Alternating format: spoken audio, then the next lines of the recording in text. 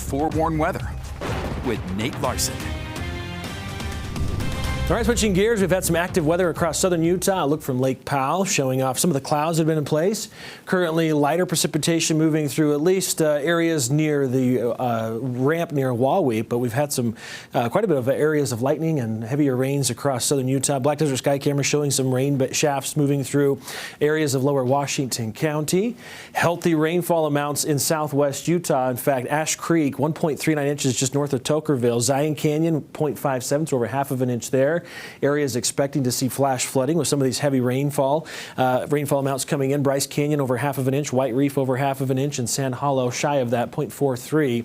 We had a cell move through the Salt Lake area downtown. This is from Renisha showing some of the urban flooding we were seeing. Rain coming in too fast for some of the gutters there, the drainage spots. So we certainly have had a little bit of active weather across northern Utah, but it's much quieter than what we're seeing across the south. So more of this monsoon shower and thunderstorm activity. You can see the areas most impacted, Kane and Garfield counties, seeing the swath or the brunt of the moisture that's moving up from the southwest. Some spottier showers across eastern Utah. We've had some thunderstorms in Grand and portions of Uinta counties. Even up near Manila, we've seen some storms in southwestern Wyoming, and we've had a few storms that have been working through northern Utah.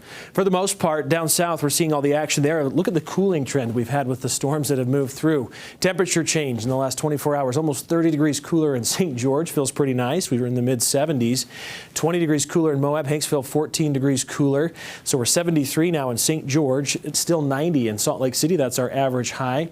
84 in Green River. Price is at 75 and 76 in Blanding. Those are some of the temperatures we're going to have for our highs this weekend with a front that's moving through. So going to feel really nice. A little quick taste of fall. Futurecast, again, trying to imitate what we're seeing on radar. Showers continuing into the evening. They're still possible. Flash flooding remains a concern across our southern recreational areas, so not a good afternoon or evening to be recreating in slot canyons, normal dry washes near recent burn scars. Avoid it for today.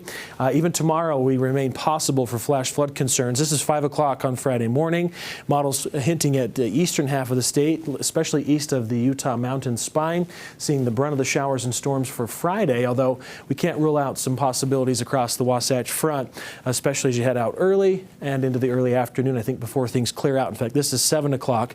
Hopefully these models are right, because I know we have a lot of football games going on. Of course, statewide, we've got high school football, but we'll see some more storms across eastern Utah. A front moving into Saturday will bring some strong winds ahead of it, so we do have fire weather danger into the weekend, but for the most part, not a significant chance of additional moisture over the weekend after tomorrow. So here's your look at precipitation chances for Friday, primarily across eastern Utah. Areas of red, of course, have the greater chance or the likelihood of seeing rain and thunderstorms. Upper level futurecast showing that as the moisture starts to move out, as this trough of low pressure moves in, that's when the cooler air arrives on Saturday and on Sunday.